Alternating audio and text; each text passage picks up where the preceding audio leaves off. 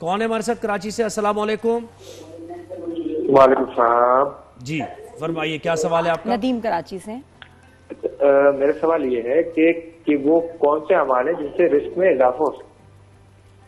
Risk में इजाफा हो यानी बरकत हो। जी जी हाँ, देखिए, गुनाहों से रिस्क तंग होता है, सिंपल, ये फार्मूला है। गुनाहों से रिस्क तंग होता है। अब हम जिसको गुनाह ही ना समझें और फिर हम कहें बाबा जी तावीज दे दो, बाबा जी वजीफा दे दो। अब मैं आपको समझाऊं बात। एक कुएं में ना कुत्ता गिर गया, मुफ्ती साहब वो कुत्ता गिर गया है, फरमाया अच्छा ऐसा करो 50 डोल पानी के निकाल के बहा दो। 50 डोल निकाले बहा दिया। थोड़े दिनों में फिर हजरत बदबू अभी भी आ रही है, फरमाया 50 डोल और निकाल दो। निकाल दिया। हजरत साहब बदबू अभी भी आ रही है। पूछा अरे भैया कुत्ता निकाला था अंदर से? नहीं नहीं वो तो नहीं निकाला था, आपने बोला ही नहीं था, आपने तो बोला 50 डोल। इतना हम सेंसलेस लोग हैं। जब नबी ने कह दिया गुनाहों से रिस्क तंग होता है तो भाई गुनाह तो छोड़ो, वजीफे क्या करेंगे? हाँ, वजीफे क्या करेंगे? बिल्कुल। झूठ, ग़ीबत, चुगली। नबी ने पूछा है मेरे साहबा बताओ दुनिया का सबसे बड़ा गुनाह क्या है? या रसूलल्लाह जिना? नहीं। कत्ल? नहीं। किसी का हक मारना? नहीं। या रसूलल्लाह क्या गुनाह था? फरमाया अपने वालिदैन का या किसी मोमिन का दिल तोड़ देना, ये जमीन और आसमान का सबसे बड़ा गुनाह। बिल्कुल, यानी गुनाह। अच्छा एक सवाल मेरा है इसमें, जैसे कहते हैं कि रिस्क लिख दिया गया, जब किसी से रूह डाली और उसमें तो मुझे पता है कि वो रिश्तों से मिलेगा। अब क्या तरीके डिपेंड करते हैं कि मिलना तो इतना ही है, लेकिन अगर जायज तरीका है तो ज़ाहिर जन्नत, और ये कुछ ऐसा देखें, अल्लाह तबारक व तआला ने जन्नत बनाई ना, जिब्रील अमीन को नहीं एक मतलब वाक़या हुज़ूर ने फरमाया कि क्यों इतने रंजीदा हो? तो फरमाया कि मुझे अल्लाह ताला ने आज जहन्नम और जन्नत का मुशाहिदा कराया है। अच्छा क्या देखा जिब्राइल? कहे रसूलल्लाह मैं गया, मुझे अल्लाह ताला ने फरमाया ये देखो जन्नत है। तो मैं कहा या अल्लाह इतनी बेहतरीन नेमतें हैं इसमें, ये तो सब इसी में जाएंगे। फरमाया सब्र कर जाओ जिब्राइल। उसके ऊपर मुसीबतें, परेशानियां, आजमाइशें डाल दी, जन्नत छुप गई। अब पूछा हाँ जिब्राइल क्या ख्याल है? या अल्लाह लगता है कोई भी नहीं जा सकेगा जन्नत में। फिर फरमाया जहन्नम दिखाई, मैं डर गया, या अल्लाह इतनी खौफनाक जगह, इसमें तो कोई भी नहीं जाएगा। फरमाया सब्र, लज्जत, आसानियां, ख्वाहिशात नफसानी सबसे ढक दिया। फरमाया या अल्लाह लगता है सारे ही जहन्नम में जाएंगे। अब हमें लग्जरी चाहिए, हमें रिस्क कितना मिलेगा? जो हमने अल्लाह ने हमारे मुकद्दर में लिखा है रिस्क उतना मिलेगा, बट अब लेने का इख्तियार हमारे पास है, अल्लाह ने दिया। हलाल तरीके से लेते हो या हराम तरीके से लेते हो। हलाल तरीके से मिलेगा, बिल्कुल मिलेगा। आप देखें हलाल कमाने वाले भी करोड़ों रुपए पति हैं, बिल्कुल, कि उन्होंने अल्लाह पे भरोसा किया, अल्लाह ने उनको दिया है। और याद ये रखना, मुझे बताएं कि जैसे एक आदमी हराम कमा के और उसने बंगले बना लिए, 5-5 गाड़ियां, तो क्या अगर वो हराम ना भी कमाता तो उसे बंगले और 5-5 गाड़ियां मिलते? यही मिलता उसको? मिलता यही। ये कैसे? ये तो उसने हक मारा ना लोगों का। लोगों को हक मारा, अल्लाह ने दे दिया, अल्लाह बेनियाज है ना।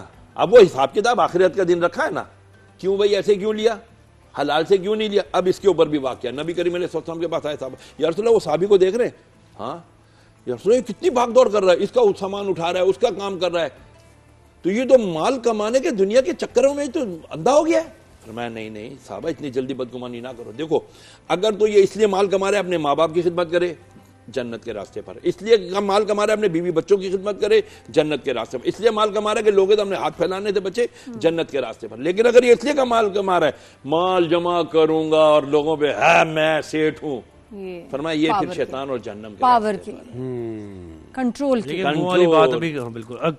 कॉलर है हमारे साथ कराची लाहौर से। जी अस्सलाम वालेकुम।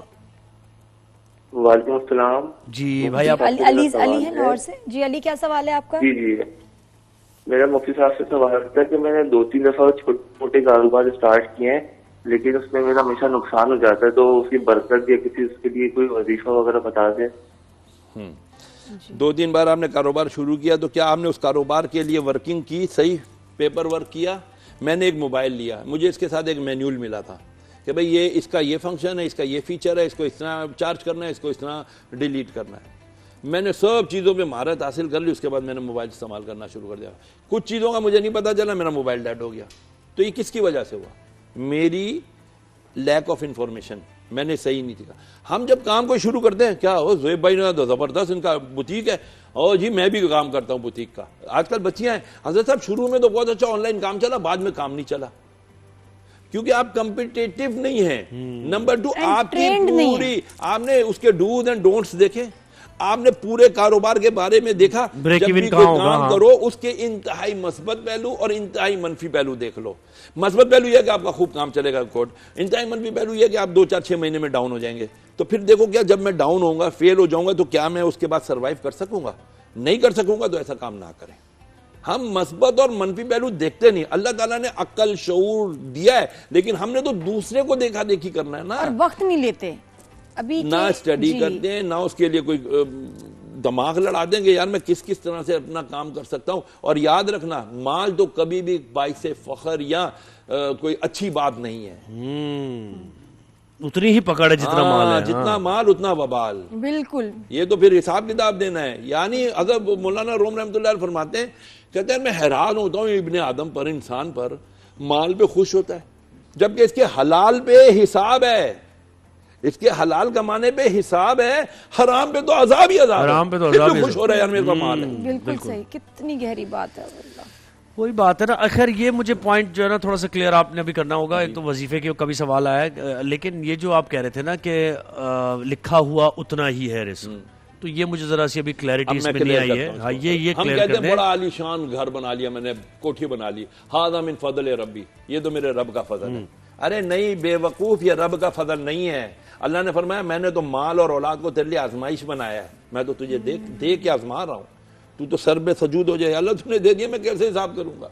एक बुजुर्ग रहमतुल्लाह ने एक नौजवान को बद्दुआ दी, जा अल्लाह तुझे मालदार कर दे। वो भी नौजवान था, आज का जैसा नहीं था, वो पड़ गया, पर हजरत साहब अपनी बद्दुआ वापस ले। अरे हजरत साहब अपनी बद्दुआ, हम तो आज सब पी रहे हैं, हजरत साहब मतलब दुआ एक करो, ज्यादा हमारा माल भी आ जाए, अजाब माल मिल है, जाए। क्योंकि वो रोने जिम्मेदारी लग गया, इसकी बात दोने लगे, मैं छोड़ूंगा नहीं आपके पाँव। बोला क्यों? दूसरे ने एक ने पकड़ के कहा, अबे बेवकूफ, इतनी जबरदस्त दुआ में, अबे कहते बेवकूफ, माल आ गया अल्लाह से मैं गाफिल हो जाऊंगा, माल के वबाल में पड़ गया, मेरा दिल अय्याशियों में लग जाएगा, मैं तो अपने रब से दूर हो जाऊंगा।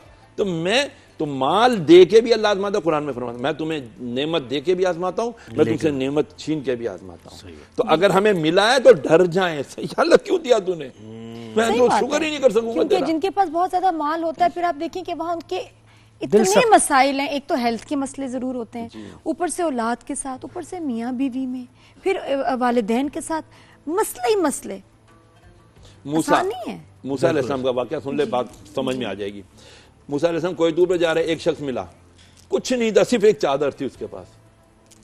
कहता है मूसा यार रब से बात कर, मेरे को कुछ मिलेगा भी नहीं मिलेगा, सारी जिंदगी थी चादरों में ही रहूंगा।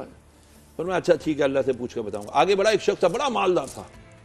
कहता है यार मूसा अल्लाह से कहना कि आप बस कर दे, मेरे को मैं संभाले नहीं संभाल रहा मेरा माल, मुझसे इतना माल दे दिया मुझे।